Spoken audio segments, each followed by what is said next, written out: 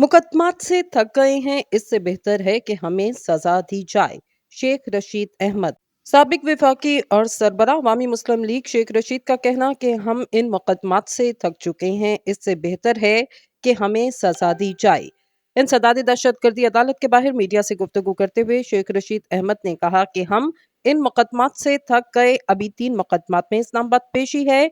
हम इस रोज रोज की चिख चिख से थक चुके हैं। शेख रशीद ने कहा कि हमारे घरों में रेड की जाती, बच्चों को ले जाया जाता।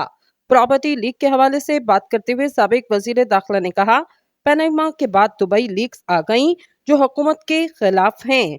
उनकी जानिब से कहा गया कि प्रॉपर्टी लीक के हवाले से बात करते हुए साबिक वजीर दाखिला ने कहा, पनामा के बाद दुबई लीक्स आ गई जो कि फिर से इस हुकूमत के खिलाफ हैं। इनका कहना था कि मैंने कहा था 30 जून से पहले पहले सियासत में जूडो कराटे होंगे।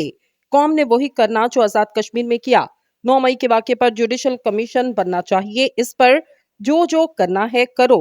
हम 2 साल से तारीखें भुगत रहे। इस मुल्क में इंसाफ धक्के खा रहा। इंसाफ का मजाक बनाया जा रहा। इनका मजीद कहना था, मेरा ताल्लुक सिर्फ बानी पीटीआई से है। मैं पीटीआई में शामिल नहीं। मेरा बानी पीटीआई से एहतराम का रिश्ता। शेख रशीद ने मजीद कहा, अल्लाह के बाद अदलिया से उम्मीद वाबस्ता। महंगाई का ये हाल कि लोग मकान का किराया दें, बिजली का बिल दें या बच्चे की फीस अदा करें। महंगाई के खिलाफ अवाम इस तरह बाहर निकलेगी जिस तरह भेरा, रावलाकोट और आजाद कश्मीर में अवाम बाहर निकली। इससे कबल सानिया 9 मई के मुकदमात की इंसदाद दहशतगर्दी अदालत के जज मलिक इजाज आसिफ ने समाअत की। शेख रशीद अहमद, शेख राशिद शफीक, जरताज गुल, समापिया ताहिर आज अदालत में पेश हुए।